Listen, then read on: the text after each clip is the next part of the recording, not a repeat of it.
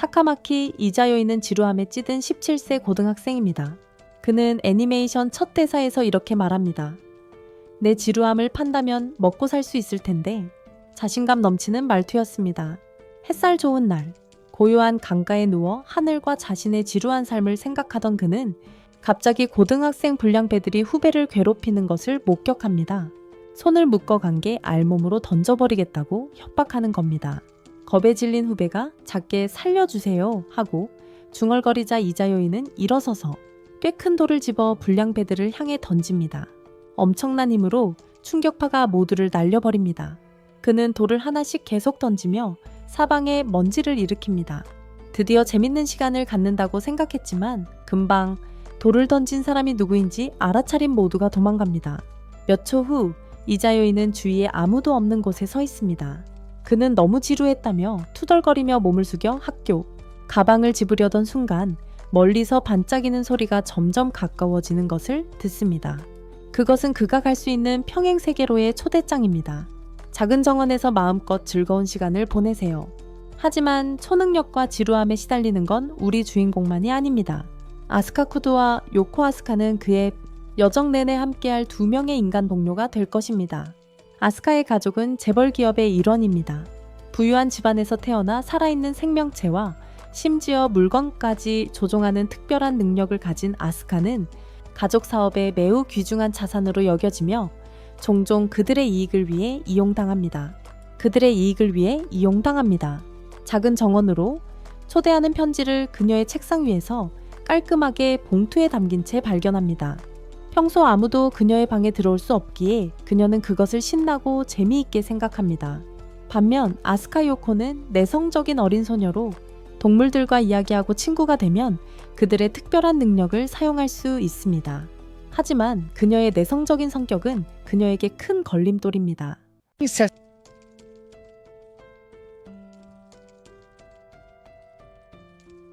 Rabișai, pormoaș și zatul pistone, atunci cineva ta făut. Sericaler, și mi-a dat hata și gata, apă de sus, eu forman funding aici, also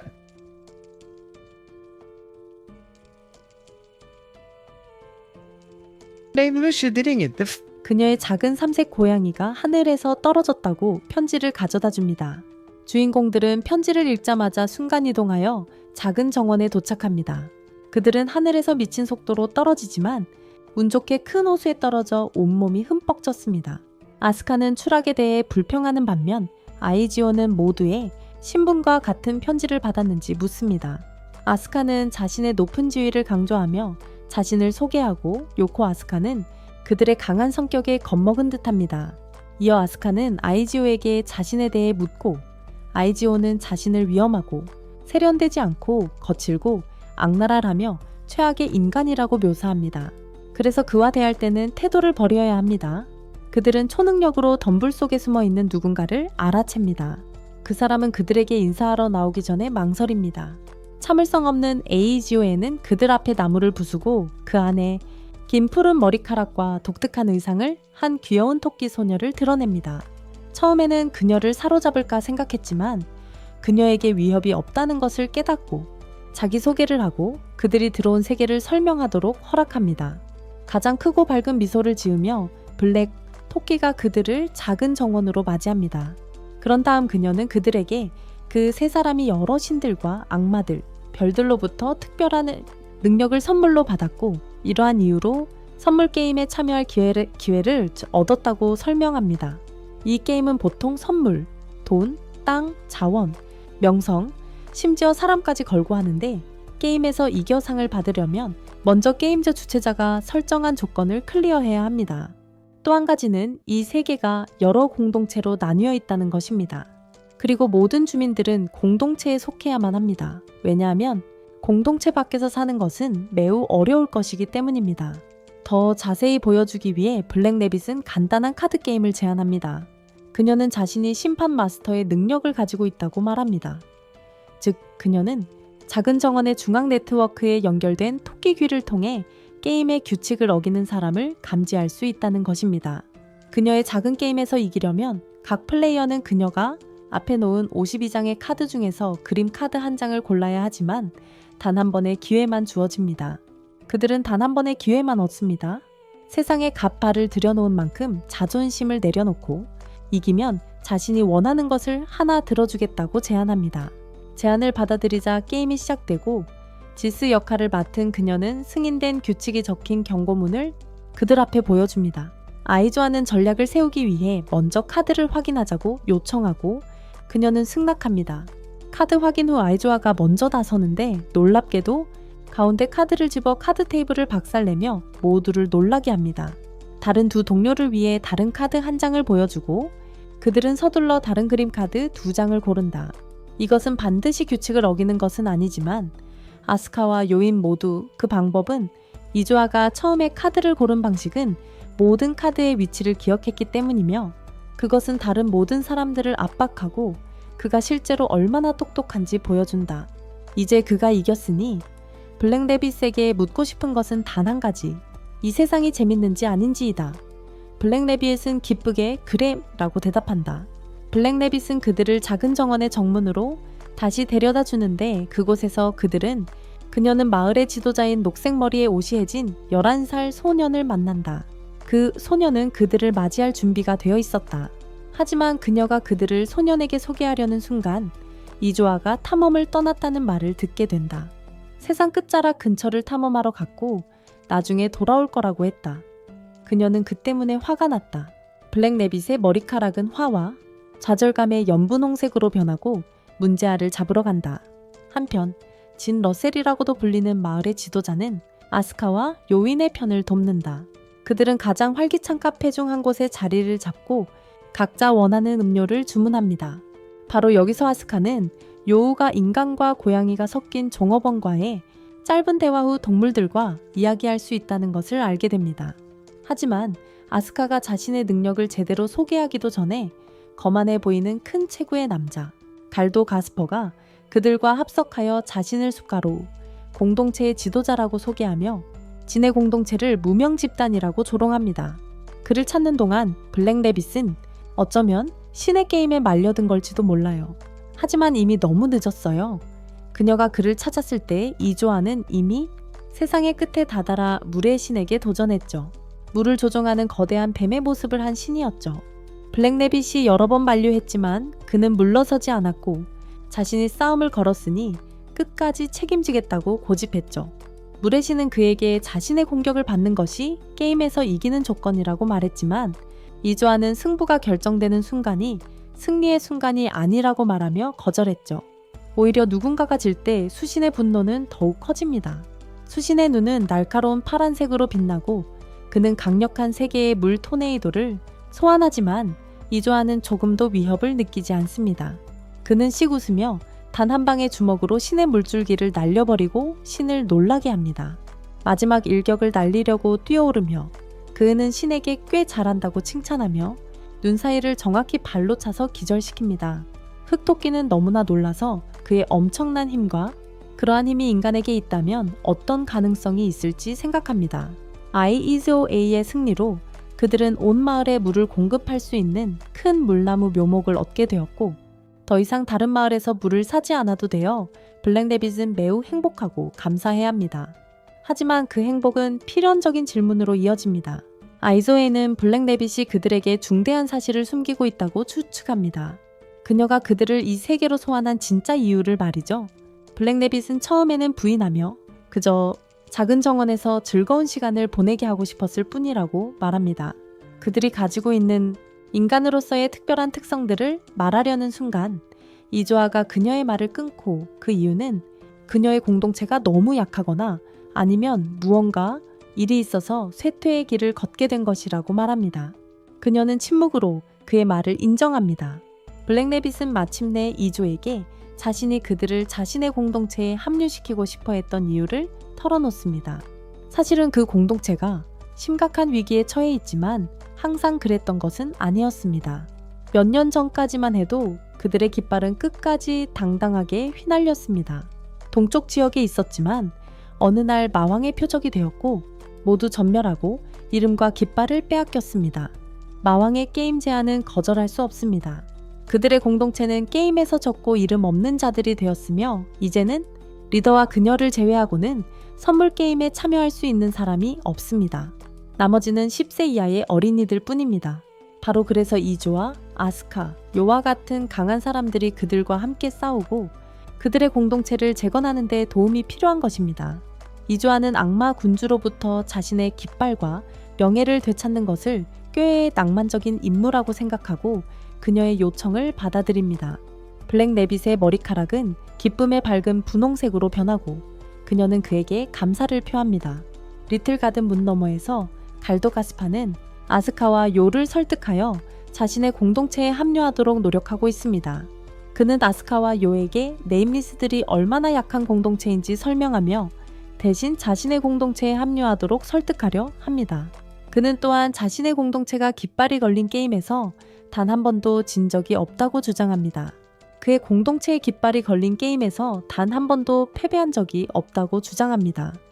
Jeg strikker under stadig foran og til det venlige for jeg det sen til kæk den finden til der bare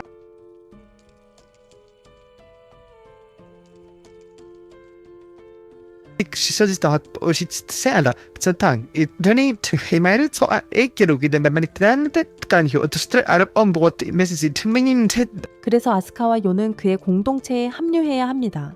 그러자 아스카는 즉시 자신의 집의 능력을 사용하여 갈덱에 그의 주장에 대한 진실을 말하도록 합니다. 알고 보니 진실은 그들이 적들의 공동체에서 여성들과 아이들을 납치하여 협박하여 그들의 도전을 받아들이도록 강요했고 더욱 나쁜 것은 그들이 그 사람들을 납치한 날 밤에 적에게 알리지 않고 살해했다는 것입니다. 갈도의 힘이 사라지자 그는 자신을 폭로하게 만든 그녀에게 격분하여 호랑이 형상으로 변신한 후 그녀를 공격하려 한다.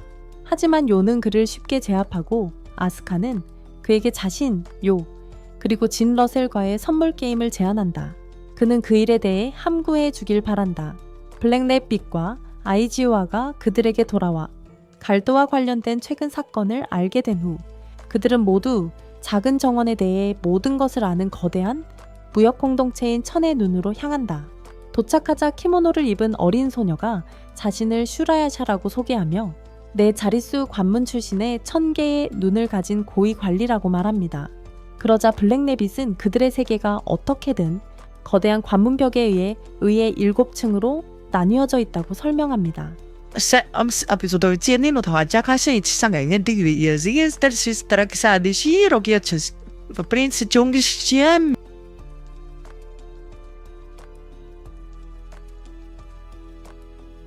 test opiste fuk antonat gugun da santo kai til chakova mesa mit fi da kona bandol til for carbitis na kai era 중심에 가까울수록 살고 있습니다. 슈라야샤는 앞서 싸웠던 수신 아이지오에게 신성을 부여한 자이기도 하며 자신이 동쪽 전체에서 가장 강력한 호스트라고 선언합니다. 그래서 세 영웅은 모두 일어서서 그녀에게 결투를 신청합니다. 그녀는 즉석에서 승낙하고 그들을 모두 자신의 게임판 중 하나로 순간 이동시킵니다. 그곳은 하나의 세계라 할 만큼 거대한 그녀만의 세계입니다. 그녀는 이어 자신의 진짜 정체, 태양과 백기사의 악마 군주임을 밝힙니다. 그녀의 엄청난 힘에 에이지오아는 물러서고 요가 대신 도전을 받아들입니다. 그것은 그레이핀의 등에 올라타 호수 한 바퀴를 도는 것입니다. 등에서 떨어지면 패배입니다. 그레이핀은 자존심을, 요는 자신의 것을 걸었습니다. 다른 모든 사람들에게 감명을 주고 두려움을 주는 삶. 그 여정은 격렬하고 어려웠지만 요는 아버지의 나무 조각 덕분에 그 도전에서 승리하고 맞서림을 얻어 결승선에 이르기 전에 기절하지 않았습니다. 결국 그녀는 그레이핀과 친구가 되었고 이제 그처럼 날 수 있는 능력을 얻었습니다. 승리를 축하하며 시라요시는 세 사람에게 각각 특별한 카드를 줍니다. 그 카드에는 각 선물의 이름과 함께 선물을 저장할 수 있는 기능이 있습니다. 하지만 모두의 예상과 달리 아이지오아의 카드에는 알 수 없는 글씨가 적혀 있었습니다. 그의 능력으로도 읽을 수 없다는 것을 나타내는 것이었습니다. 2049년 그들은 마침내 이름 없는 땅, 척박한 땅, 물이 없고 무너져가는 건물의 잔해에만 남은 땅을 방문합니다. 그 땅은 겨우 3년 전에 파괴되었지만 마치 수백 년 동안 버려진 것처럼 보였습니다. 아이지오에게 그 광경은 슬픔보다는 흥분이 더 컸습니다. 그는 마왕과의 싸움이 생각했던 것보다 훨씬 더 재밌을 것이라고 말했습니다. 알 수 없는 뱀파이어 소녀가 갈덱에게 짐승의 선물을 주는 것으로 에피소드가 끝납니다. 알 수 없는 동기로 가스퍼는 새로운 익명의 다음 행동이 무엇일지 궁금해해 합니다. 세 번째 에피소드는 익명의 공동체가 마침내 아이지오아가 준 물 묘목을 사용하는 것으로 시작합니다. 물이 모든 수로를 따라 흐르기 시작하면서 모두가 더 행복해졌고 마침내 그들의 공동체를 다시 건설하는 쪽으로 꾸준히 성장하고 있습니다. 밤이 오고 익명의 공동체 시민들은 모두 마침내 잠이 들었지만 갈도의 부하들 중 일부가 잠입했는지 깨닫지 못했습니다. 그들의 공동체에서 아이들을 인질로 잡으려 했습니다. 아이지오아는 그들이 성 안으로 더 들어가기 전에 그들을 발견하고 장난스럽게 두 손가락으로 작은 조약돌을 그들의 방향으로 던졌습니다. 그러자 거대한 폭발이 일어나 모두가 날아갔습니다. 큰 폭발 후 진 러셀이 무슨 일이 일어났는지 보러 달려왔습니다. 폭력배들은 아이지오아의 힘에 감탄했고 그들 모두 갈도 밑에서 협박을 받고 일했기에 그들은 갈도와 그의 공동체를 파괴해달라고 애원하기 시작했습니다. 아이지오아는 거절하며 갈도가 인질로 잡았던 사람들이 이미 죽었다고 알려주고 그들은 깊은 슬픔에 무릎을 꿇는다. 아이지오아는 이 기회를 이용해 자신의 전략을 세우기 시작한다. 그는 그들이 갈도와 그들의 고통을 야기한 마왕을 얼마나 증오하는지 이해해야 한다고 말하고 더 이상 걱정할 필요가 없다고, 왜냐하면 무명의 공동체 지도자 진 러셀이 그들을 위해 복수할 것이라고 말한다. 이는 진을 혼란스럽게 하고 심지어 약간 두렵게 만든다. 성으로 돌아온 후 아이지오아는 진에게 그 공동체의 가장 큰 단점은 자신들을 대표할 이름이나 깃발이 없다는 것입니다. 그래서 유일한 선택은 그들의 지도자 이름을 사용하여 자신들을 알리는 것입니다. 마왕을 쓰러뜨리겠다고 선언하는 지도자 말입니다. 이렇게 하면 다른 공동체에 관심을 끌 뿐만 아니라 마왕을 쓰러뜨리는 데 관심 있는 사람들이 그들에게 합류하게 될 것입니다. 진 러셀은 그때 흥미로운 사실을 밝힙니다. 그는 그들이 예전의 게임에 마왕을 참여시켰다고 말합니다. 익명이지만 이제 천의 눈을 위해 일하는 고위 관리의 소유라는 것을 알게 됩니다. 그들은 친구를 걸고 하는 게임에서 이긴다면 그들을 되찾을 수 있을 겁니다. 하지만 그들은 친구를 걸고 하는 게임에서 이긴다면 그들을 되찾을 수 있습니다. 재밌어 보이는지 아이지오아는 내일 진 러셀이 갈도 가스파와의 게임에서 승리한다는 조건으로 그 게임에 참가하기로 합니다. 그 게임은 고사목이 우거진 주택가에서 열립니다. 그들은 게임의 규칙을 알아냅니다. 승리 조건은 갈도를 물리치는 것입니다. 그들은 게임의 진 규칙을 찾고 승리 조건은 갈도를 무찌르는 것입니다. 자신의 선물 대신 지정된 무기를 사용합니다. 아스카요와 진은 즉시 갈도와 무기를 찾기 시작합니다. 그들은 그의 성으로 들어가 마침내 그를 발견하는데 완전히 변해 있었습니다. 피에 대한 굶주림으로 가득 찬 눈을 가진 흰 짐승으로 변했습니다. 진은 그 짐승이 흡혈귀 성격임을 알아채고 그의 추측이 어떤 특정 인물과 관련되어 있을 것이라는 생각에 이릅니다. 그는 갈대기 힘을 준 흡혈귀 소녀에 대해 어느 정도 알고 있는 것 같습니다. 그 소녀는 그 지역을 날아다니며 그들의 싸움을 아주 가까이서 지켜보고 있습니다. 요가 다친 후 아스카는 직접 나서서 갈도의 성에 불을 지르고 그를 밖으로 유인하는 작전을 펼칩니다. 성 밖으로 나온 갈도를 나무들을 이용해 제압하고 이전에 발견한 검으로 그를 무찌르는 완벽한 전략으로 승리를 거머쥐죠. 갈도의 죽음으로 포르즈 가로는 해체됩니다. 포르즈 가로 해체 후 아이지오아의 전략에 따라 진 러셀이 나섭니다.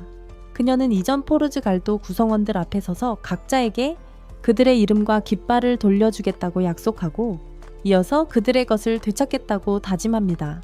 그들의 평화를 위협하는 마왕들을 쓰러뜨리려 합니다. 이 에피소드는 두 가지 중요한 사건으로 끝맺습니다. 지난 에피소드의 흡혈귀 소녀가 진 러셀 주변을 애워싼 군중을 내려다보고 다른 이들은 멀리서 지켜보고 있으며 알 수 없는 건방진 남자가 시로 야시의 집을 방문합니다. 전날 밤 일들 이후 블랙 레빗은 아이지오에게 다가가 정말로 잃어버린 친구를 되찾기 위한 게임에 참가할 건지 묻습니다. 그는 그렇다고 대답하며 그들의 친구가 어떤 사람인지 묻습니다.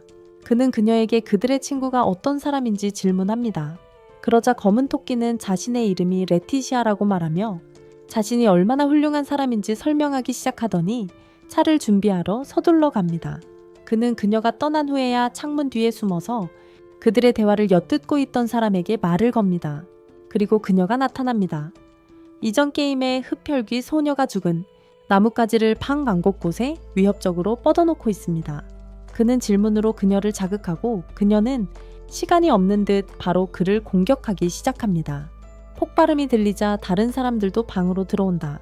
아이지오아는 방역하며 벽에 거대한 구멍을 내어 상대를 놀라게 한다. 하지만 그가 다음 공격을 가하기 전에 블랙래빗이 그를 멈추라고 소리쳤다. 그 사람이 그들의 친구 레티시아라고 말하면서 블랙래빗이 모두에게 제대로 소개하기 위해 모두 자리에 앉는다. 레티시아가 문제를 시험하기 위해 게임에서 갈도를 도왔다는 것이 분명해진다.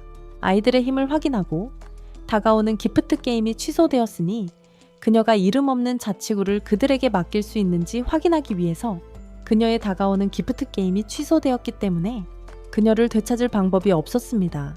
슈라야샤를 방문한 사람은 사실 좋은 구매자를 찾아 그녀를 팔아넘긴 후 그녀의 게임을 취소한 사람입니다. 그는 페르시스라는 위대한 역사적 공동체를 상속받은 남자로 소개됩니다. 슈라야샤는 그의 결정에 격분하고 그가 매우 조롱하며 이름 없는 공동체를 공격할 의도임을 밝히자 더욱 분노합니다. 그 후 그의 소유물인 레티시아가 그의 허락 없이 그들에게 돌아갔습니다. 레티시아는 자신이 그들에게 돌아갈 수 없을 것이라고 모두에게 말합니다. 그녀가 팔렸다는 이유로 이지오이는 그녀에게 결투를 신청합니다. 자신의 능력을 보여주기 위한 싸움을 걸었습니다. 도전은 간단합니다. 서로 창을 던져 맞는 사람이 지는 것입니다. 레티시아는 날개를 펼치고 하늘로 날아올라 발사 준비를 합니다. 그녀는 자신의 흡혈귀, 붉은 힘을 창에 불어넣고 모든 힘을 다해 이지오이가 서 있는 곳으로 창을 던집니다. 단 한 번의 반격만으로 그를 막는 데 성공합니다. 단 한 번의 반격만으로 그를 막았습니다. 창으로 그녀의 힘의 효과를 산산조각 낼 거야. 창이 2배의 속도와 힘으로 그녀에게 되돌아오고 그녀는 그것을 피하지 않아. 그가 이렇게 강력하다면 평화롭게 갈 수 있을 거라고 생각하며 공격을 받아들여 그들에게 자신의 상품권, 뱀파이어의 군주를 남겨두고 그녀가 맞기 직전 블랙래빗이 그녀를 구해 레티시아가 신성을 잃었기 때문에 그는 만견자실하고 그녀에게서 답을 얻기도 전에 강렬하고 빛나는 붉은 빛이 엄청난 속도로 아스카를 향해 돌진해 온다. 모두의 충격 속에 레티시아가 그녀를 구하기 위해 뛰어든다. 그녀는 빛을 받고 대체되면서 돌 조각상이 됩니다. 그것은 고든 가문의 힘입니다. 퍼시스 공동체 대표들이 자신들의 것을 되찾으러 옵니다. 레티시아는 자신이 리틀 가든에서 팔릴 것이라고 모두에게 알립니다. 블랙래빗은 그들과 이성적으로 대화하려 하지만 무명이라는 이유로 모욕만 당합니다. 블랙래빗은 분노합니다. 분노로 머리카락이 분홍색으로 변하고 그녀는 마침내 자신의 또 다른 능력을 보여줍니다. 전설적인 무기라고 알려진 인드라의 창, 금빛 창입니다. 아지오이가 그녀의 귀를 잡아 멈추게 하며 말합니다. 그녀가 기본적으로 천황과 싸움을 걸고 있다고요. 요원들은 도망치고 모두 슈리아시의 곳으로 돌아가 페르시스의 보스, 레가스와 대화하기로 합니다. 레가스는 어떤 종류의 거래도 거절하고 그들에게 친구를 되찾을 기회를 주고 싶어 하지 않습니다. 블랙래빗이 평생 자신의 신하가 되는 것에 동의할 경우에만 그런 일을 받아들이겠다고 말합니다. 그가 그녀에게 꽤 호감을 갖게 된 후에야 비로소 레티시아를 돌려줄 것이다. 아스카는 이 제안을 받아들일 수 없어 그의 굴복을 명령하며 선물을 내민다. 하지만 그에게는 효과가 없다. 그는 낫으로 그녀를 공격하려 하지만 아지오이가 한 손가락으로 공격을 순식간에 막는다. 슈리아샤가 그들의 싸움을 멈추게 한 후 회의는 끝난다. 달토끼인 블랙래빗은 진지하게 친구를 위한 교환을 고려하고 있다. 하지만 아지오이는 이미 페르시스의 지도자를 그들의 조건에 따라 대결을 받아들이도록 압박할 방법을 찾았습니다.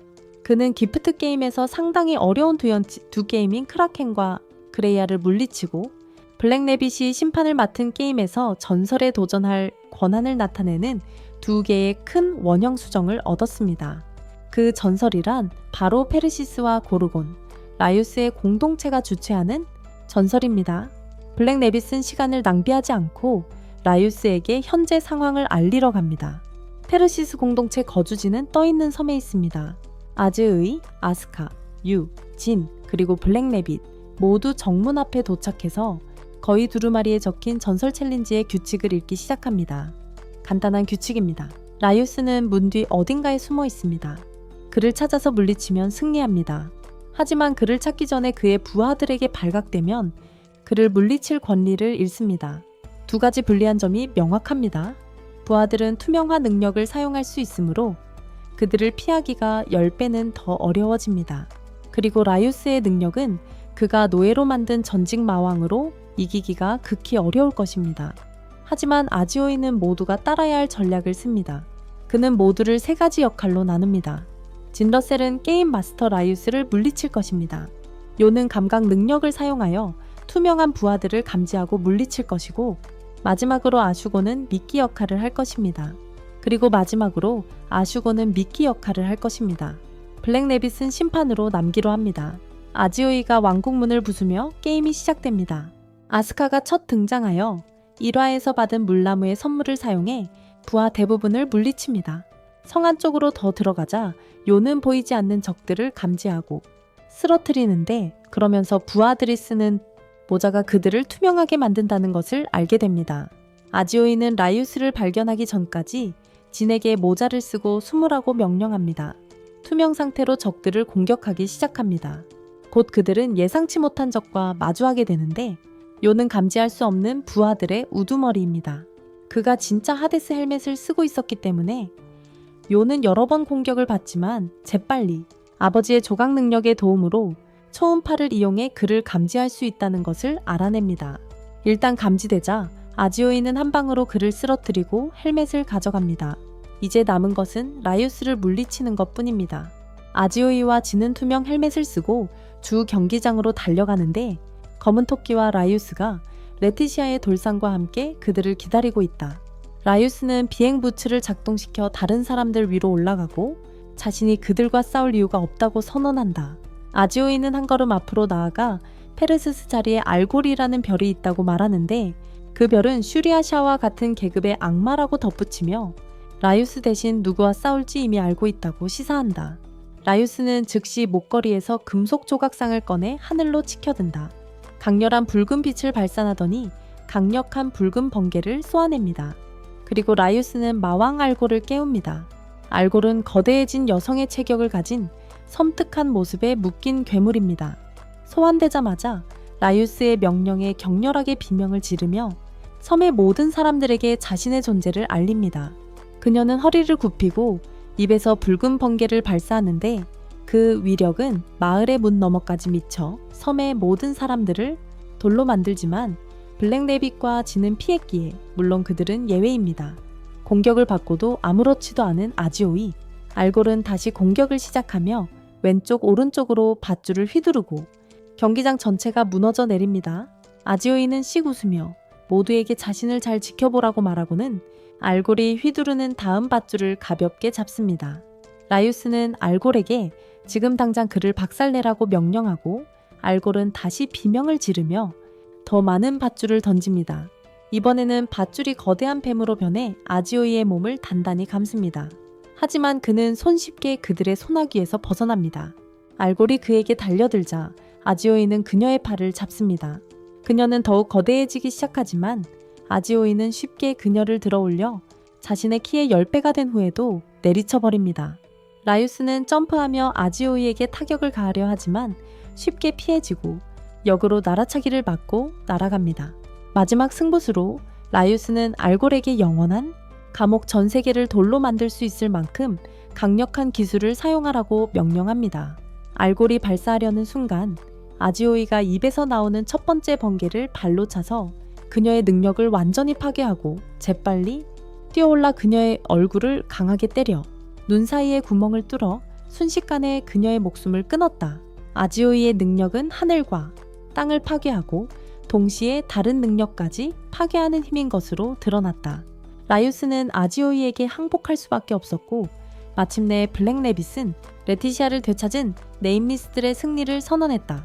레티시아는 돌 조각상에서 풀려나고 모두 그녀가 이제부터 마을을 돕는 사람이 되어야 한다는데 동의합니다.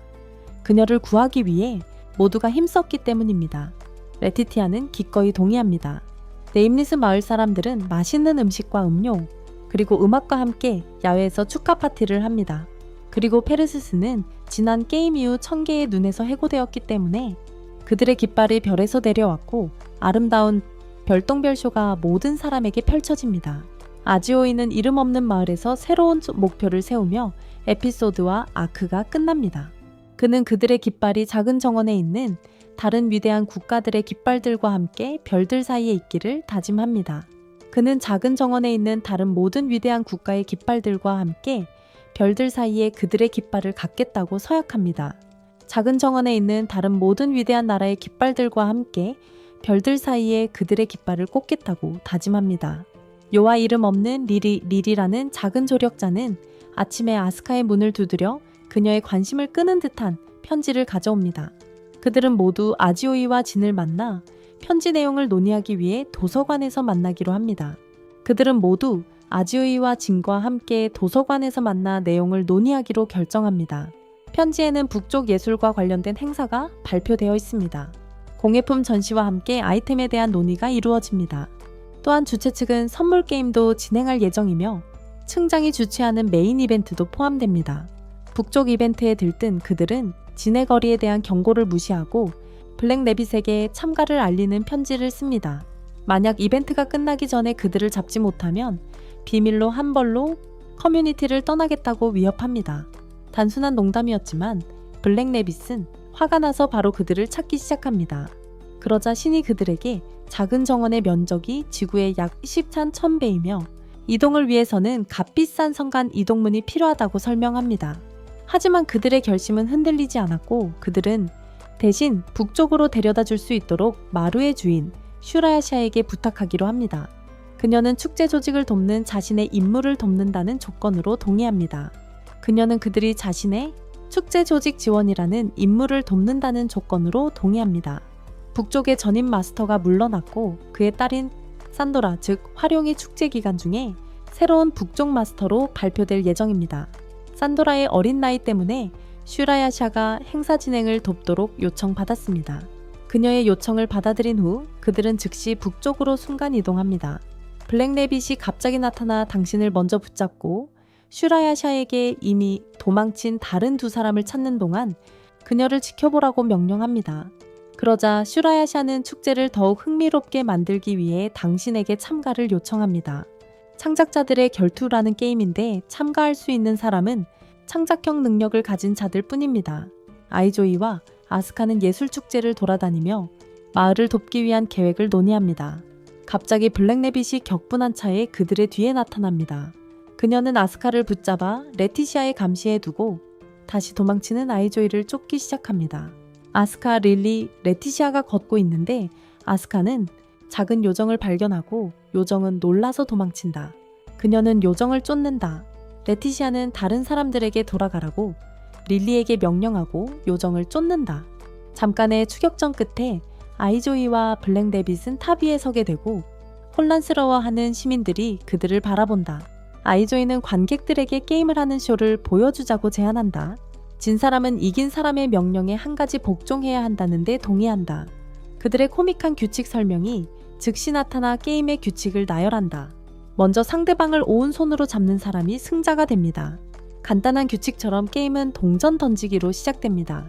동전이 바닥에 떨어지는 순간 블랙 레빗은 뒤로 점프하는데 아이지오이는 그걸 예상하고 바로 그녀를 쫓기 시작합니다. 그는 그녀의 귀가 작은 정원 중앙 시스템에 바로 연결되어 있어 뛰어난 청력을 가지고 있다는 것을 기억합니다. 승산을 높이기 위해 그는 그녀를 시야에서 놓치지 않습니다. 건물과 건물 사이를 고속으로 이동하는 그들의 모습에 시민들은 경탄합니다. 갑자기 블랙 레빗이 뛰어내리면서 아이지오이 앞에 딜레마를 제시합니다. 그도 함께 뛰어내려 그녀에게 기회를 줄 수도 있지만 인파 속에서 그녀를 놓칠 수도 있습니다. 하지만 아이지오이는 자신이 서 있던 탑 꼭대기를 차서 탑이 무너지도록 만들고 블록들이 굴러떨어지면서 주위를 흩뜨립니다. 그 기회를 틈타 그는 즉시 눈에 띄지 않게 그녀의 위치로 내려옵니다. 그리고 거대한 탑 조각이 떨어지면서 시민들에게 위험을 초래하고 그들은 함께 힘을 합쳐 그것을 파괴하고 마침내 두 사람은 서로의 손을 잡습니다. 동시에 팔을 들어 무승부를 선언하며 서로에게 명령할 권리가 있다는 뜻이었다. 하지만 대화를 마치기도 전에 살라만드라, 공동체의 군경이 나타나 그들을 제지했다. 시로이 아샤는 요가 창조자 결투에 최종 라운드에 진출했다고 발표했다. 그녀는 새로 임명된 북쪽층의 마스터 산도라 돌트레이크에게 결승전 규칙을 발표해달라고 요청했다. 행사장을 나선 아이조이, 블랙래빗, 릴리, 그리고 시로이. 아샤는 최근 북부층의 마스터가 된 산도라 돌트레이크 앞에 서서 축제 당시 두 사람의 싸움으로 인해 발생한 혼란에 대한 책임을 지게 됩니다. 그들의 싸움으로 인한 축제 중 혼란에 대해 책임을 지는 상황입니다. 놀랍게도 산도라는 그들을 책임지지 않기로 하고 그것은 북부에서 제공할 지원에 대한 선불이라고 여깁니다. 이 발표는 그녀의 오빠, 그들을 데려온 경찰관 만도라를 기쁘게 하지 못합니다. 그러자 산도라는 오랜만에 만난 친구 진과 릴리와 이야기를 나눕니다. 오랜만에 만난 친구들이죠. 이에 더욱 분노한 그는 아이조이를 향해 검을 휘두르지만 한쪽 다리로 막아섭니다. 소란을 잠재우며 시로이 아샤는 세 사람이 북쪽으로 도움을 요청받은 진짜 이유, 즉 불룡제가 시작될 때 악마 군주의 공격을 예측했기 때문임을 설명합니다. 불룡제 때 악마 군주의 공격이 예상된다는 것이죠. 아스카는 새로 사귄 요정 친구와 함께 축제를 즐기고 있습니다. 라텐판거는 전시된 다양한 작품들을 감상하고 있다. 갑자기 요정을 노리는 듯한 쥐떼의 공격을 받는다. 아스카는 자신의 능력으로 쥐들을 굴러 돌아가게 하려 하지만 아무런 효과가 없음을 알게 된다. 다행히 아스카를 찾던 레티시아가 성인 모습으로 나타나 그들을 위험에서 구해낸다. 온천에서 편안한 목욕 후 모두가 테이블에 모여 내일 축제 계획을 논의하던 중 시로이 아샤가 블랙에게 질문한다. 토끼가 선물 게임의 의장 겸 심판을 맡고 공식적인 자리의 모습을 드러낼 예정입니다. 호기심에 당신은 시로이 아샤에게 내일 최종전 상대에 대해 묻습니다. 그녀는 단지 커뮤니티 이름만 밝힐 수 있다고 대답하며 그중 하나는 하멜른의 피리 부는 사나이 이야기와 관련된 라텐판거라고 말합니다. 그들은 수많은 그린 워리어들로부터 악마들을 소환한 악마 군주가 이끌었던 커뮤니티에 대한 이야기를 꺼냅니다. 그림 워리어 공동체로 알려져 있었습니다. 하지만 다른 공동체와의 선물 게임에서 진 후 멸망했다고 여겨집니다. 마왕의 몰락과 함께 그들의 힘도 사라졌습니다. 그리고 이 공동체에 대해 소름 돋는 것은 바로 그와 관련된 인물, 각종 색깔의 옷을 입고 아이들을 유인해 130명이나 죽인 파이퍼입니다. 그 인물은 쥐를 조종하는 자로 알려진 라텐판거입니다. 결국 130명의 아이들을 유인하여 죽였습니다. 이 인물은 쥐를 조종하는 자로 알려진 라텐판거이기도 합니다. 아스카는 결국 요정 친구가 마왕을 위해 일하고 있을지도 모른다는 걱정을 하게 됩니다. 마왕을 위해 일하고 있을지도 모른다는 걱정을 하게 됩니다. 이사야와 다른 사람들은 유의 아샤와의 최종전을 보기 위해 경기장의 자리를 잡고 기대감에 차 있습니다. 도깨비불 마을 출신 소녀 아샤와의 최종전을 보기 위해 기대감에 차 있습니다. 도깨비불 마을 출신 소녀 아샤는 이그니스 파투스입니다. 아샤의 능력, 재고 랜턴으로 알려진 유명 몬스터는 그녀 마을 최고의 능력으로 여겨집니다. 슈레이샤가 손뼉을 치자 게임의 단계가 변화를 겪습니다. 참가자들은 거대한 나무 안에 자신들이 있는 것을 발견하고 탈출하거나 상대방의 선물을 파괴하는 임무를 받습니다. 아이샤는 사소한 이야기에 정신이 팔려 육아 기회를 잡고 즉시 탈출구를 찾기 시작합니다. 아이샤는 곧 추격에 나서며 위로위스프의 유명한 천연가스 불꽃으로 공격을 퍼붓습니다. 하지만 유는 상대가 마을의 지도자가 아니라는 사실에 안도감을 느낍니다. 생과 사의 경계에 나타나는 악마. 그녀는 쉽게 승리할 수 있을 거라고 생각하게 만든다. 유는 영리하게도 공기의 흐름이 출구 쪽으로 향하고 있다는 것을 알아채고 그 방향으로 나아간다. 하지만 잭이 그녀를 불꽃으로 에워싸면서 예상보다 탈출이 어려워지고 그녀의 진행을 방해하며 아이샤에게 기회를 준다. 아이샤가 전진할 기회를 얻게 된다. 잭의 말을 통해 아이샤가 누구인지 알게 되자 유의 두려움은 극에 달한다. 한때 매우 강력한 악마 지도자에게 입양된 방랑하는 유령이었습니다. 그녀는 두려워하고 잭이 그의 불멸의 선물 창조물임을 알게 됩니다. 이 정보를 깨달은 유는 주저없이 항복하고 아이샤의 승리를 선언합니다. 마지막 게임이 끝난 직후 모든 사람의 눈앞에 충격적인 광경이 펼쳐집니다. Hade vaya hamna na praisen sodom chistom shiji humeo jud tom da soten silon favatire yaksitake etchi dan mov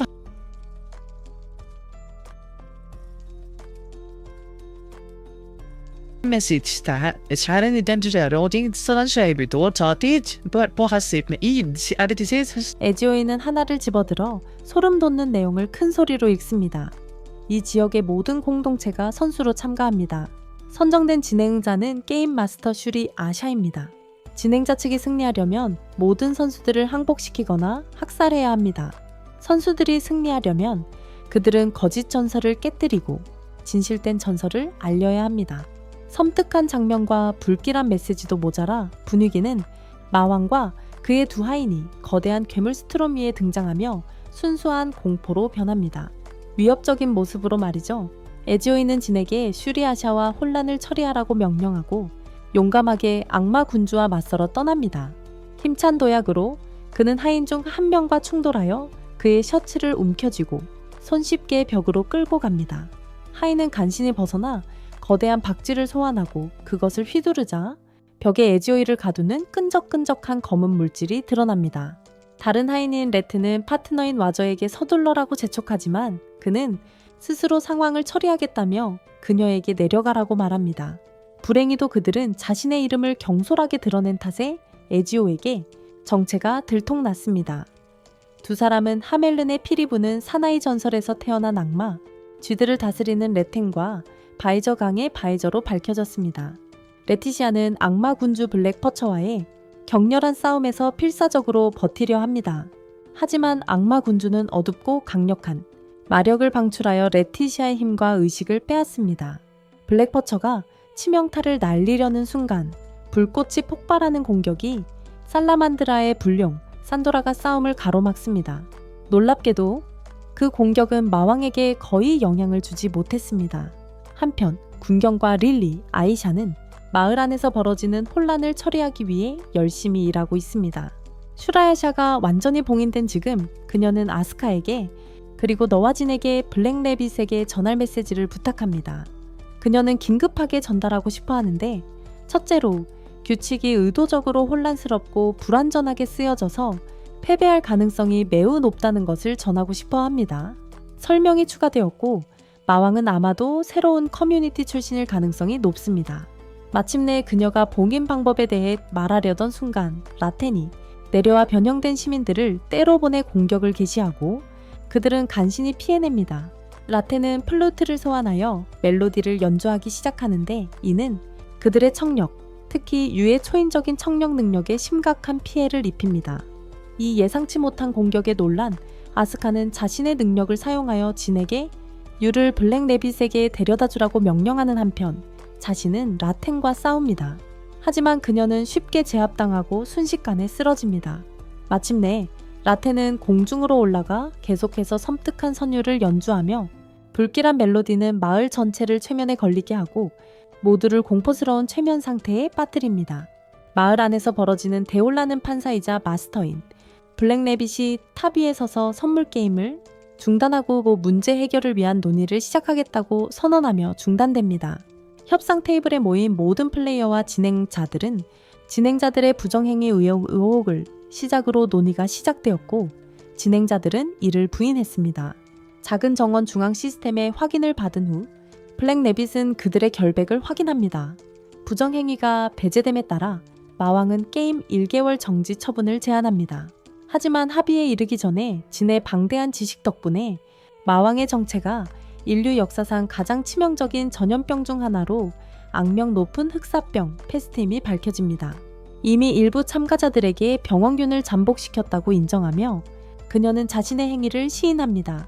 그녀는 그림 그리모어 하멜린의 지휘 아래 들어올 것을 제안하는 불길한 거래를 제시합니다.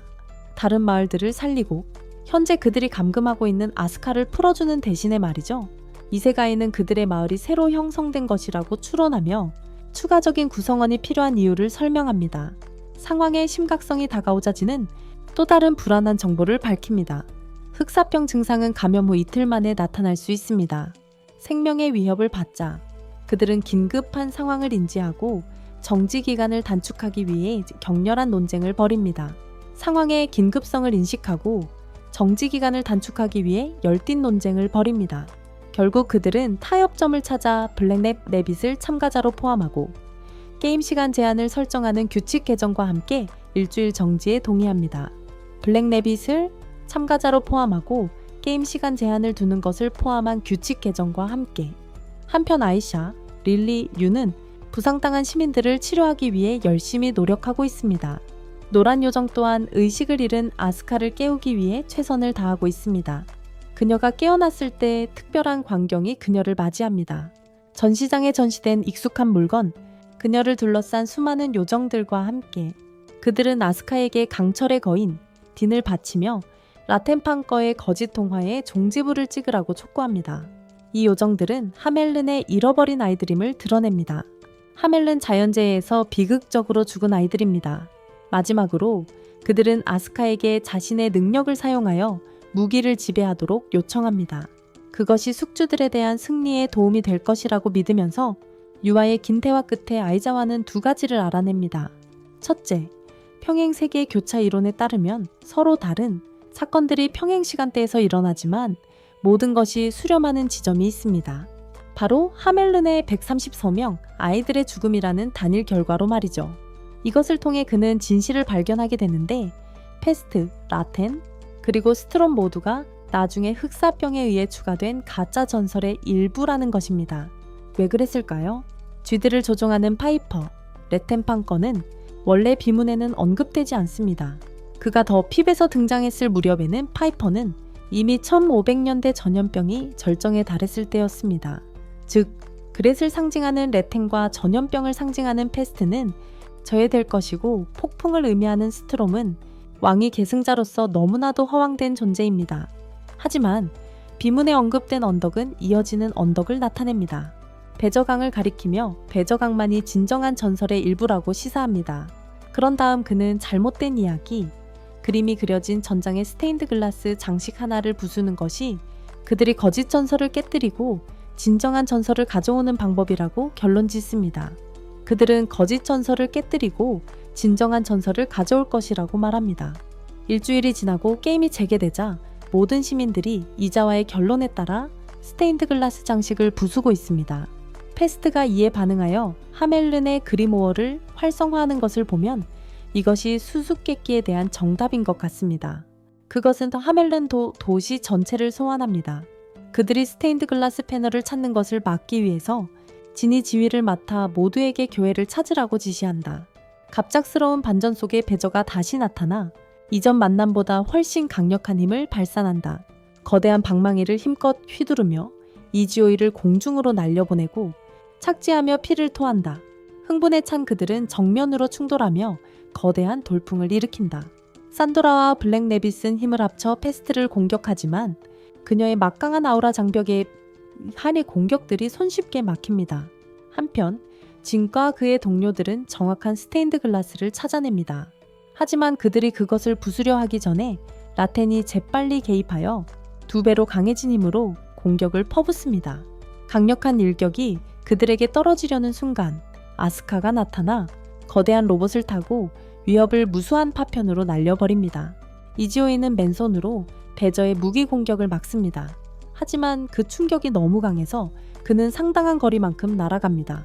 이지오이가 진실을 밝혀내고 수수께끼를 풀었다는 것을 깨달은 외서가 마왕과 함께하는 흥미진진한 여정을 약속하며 그를 자신의 편으로 끌어들이려 한다. 하지만 이지오이는 단호히 거절하며 자신의 목표를 추구할 것을 다짐한다. 서로의 의도가 분명해지자 두 사람은 다시 한번 치열한 싸움을 벌인다. 이지오이는 외서가 숨기고 있다고 의심하며 순식간에 싸움을 끝낼 수 있는 비장의 카드를 가지고 있을 거라고 비난한다. 격분한 외서는 도전을 받아들이고 더욱 강렬한 분노를 담아 방망이를 휘두른다. 두 사람은 더욱 강력해진 공격으로 다시 한번 서로에게 달려든다. 자신의 능력으로 로봇 딘을 조종하던 아스카는 딘의 엄청난 힘을 이용해 땀 한 방울 흘리지 않고 라텐의 수많은 폭풍을 모두 날려버립니다. 마침내 라텐을 붙잡은 아스카는 그녀에게 마지막으로 피리 하나를 연주하라고 명령합니다. 하멜른의 피리 부는 사나이를. 한편 블랙래빗과 산도라는 마왕과의 격렬한 전투를 계속하는 가운데 블랙래빗은 마왕이 자신의 정신임을 깨닫습니다. 8천만 명의 사람들의 악의와 원한을 구현한 존재. 그들은 기온 상승으로 인한 역병으로 죽음을 맞이했습니다. 복수심에 불타오른 페스트는 태양을 지배하는 슈리아샤에게 분노를 쏟아붓고 8천만 명의 죽음에 대해 그들을 질병으로부터 구하지 못했다며 비난한다. 마침내 아름다운 선율을 연주한 후 라테는 패배를 인정하고 허공으로 사라진다. 아이조이와 위저의 싸움은 예상보다 길어지고 위저는 아이조이의 진정한 본성의 의문을 품게 된다. 마침내 무기가 부서지고 상대의 도발에 굴복하며 그는 위저도 후퇴하기로 합니다. 위저가 사라지기 시작하자 아이지오이는 그와의 싸움을 매우 즐거웠다고 말하며 그를 상대할 만한 자는 없었다고 확신합니다. 두 신하가 모두 물러서는 것을 본 페스트는 슈리아시아를 데리고 나머지는 모두 죽이겠다고 선언합니다. 그녀는 불길한 어둠의 바람을 풀어 마을 전체를 뒤덮어 그 바람에 닿는 모든 이들을 쓰러뜨립니다. 혼란 속에서 블랙래빗은 순간적으로 상황에 정신이 팔려 페스트의 갑작스러운 공격을 받게 된다. 하지만 어디선가 아이지오이가 나타나 공격을 가로채고 강력한 발차기로 그리모어 블래스트를 막아낸다. 그는 재빨리 연속 공격을 퍼붓지만 페스트는 가볍게 모두 피해낸다. 포기하지 않고 아이지오이는 또 한 번 강력한 발차기를 날리지만 페스트는 끄떡도 하지 않는다. 그때 페스트를 쓰러뜨리는 것이 쉽지 않다는 것을 알게 된다. 블랙래빗과 산도라는 다시 한번 협력하여 페스트에게 일격을 가하려 한다. 하지만 그들의 노력은 부족했다. 계산된 움직임으로 아이지오이가 다시 개입하여 결정적인 발차기를 날린다. 약간 짜증이 난 페스트는 3명 모두를 향해 동시에 공격을 퍼부으며 싸움을 끝내려는 의지를 보인다. 그녀는 팔을 들고 치명적인 바람을 하늘로 풀어놓을 준비를 한다. 하지만 이미 영리한 계획을 세운 블랙래빗은 선물 카드를 사용하여 그들을 새로운 장소, 하멜른의 그리무아르 사정권 바뀐 달로 이동시킨다. 갑작스러운 상황에 분노한 페스트가 공격하려 하지만 블랙래빗은 재빨리 기프트 카드를 다시 사용하여 태양의 힘을 이용해 페스트를 약화시키고 그녀의 힘을 빼앗습니다. 아이조이는 그 기회를 잡아 마지막 치밀한 발차기로 페스트를 슈카 앞에 위치시킵니다. 아스카는 블랙래빗이 전투 초반에 건넨 조각을 사용하여 인드라의 강력한 창을 소환하고 로봇에게 명령하여 페스트를 향해 던지게 합니다. 페스트는 피하려 하지만 산도라의 불꽃 우리에 갇히게 됩니다. 마침내 창이 적중하며 페스트가 패배합니다. 그룹의 놀라운 팀워크를 통해 이루어낸 승리입니다. 길고 어려운 전투 끝에 평화가 마침내 회복됩니다. 더 이상 봉인되지 않은 시라야샤는 충분한 도움을 주지 못한 것에 대해 대중에게 사과합니다. 그녀의 말에 이어 산도라는 마왕, 요정들, 아니면 길을 잃은 아이들의 영혼들과의 게임에서 살라만드라, 공동체의 승리를 자랑스럽게 선언합니다. 마침내 그들이 원했던 원래의 시간으로 돌아갈 수 있게 되었고, 그리고 신뢰. 거인은 아스카에게 그것을 131번째 친구이자 마룬, 그녀의 작은 요정 친구라고 말합니다. 전투가 끝나고 아이조이는 만도라의 사무실을 방문하여 중요한 발견을 공유합니다. 그는 살라만드라가 고이로 마왕을 축제에 초대했다고 밝힙니다. 초보 마스터와 초보 마왕을 대결시키려는 그녀의 전략이었고, 만약 산도라가 승리한다면 그들의 커뮤니티의 명성을 높이고 강력한 광고 전략으로 작용할 것입니다. 하지만 아이조이는 친구들의 안전을 염려하며 심각한 어조로 말합니다. 그는 만도레에게 그들의 속임수 때문에 동료들에게 해가 끼쳤다면 관련된 모든 사람, 산도라를 포함해서 복수했을 것이라고 경고합니다. 만도라는 자신의 누이와 공동체를 변호하며 그들의 행동은 깃발과 명예를 보호하기 위한 것이었다고 말합니다. 엄숙한 대화 속에서 아이조이는 만약 그들의 행동으로 인해 다시 이름 없는 자들이 어려움에 처하면 살라만드라가 가장 먼저 도와줄 것이다. 마침내 이름 없는 자들은 잃어버린 땅을 되살리는 임무를 제기하는데, 이번에는 마룬과 강력한 거대 로봇 딘의 효과적인 지원을 받으며 그들은 하나 된 팀으로서 단호한 결의를 가지고 앞으로 나아간다. 앞에 놓인 어떤 어려움도 극복할 준비가 되어 있다.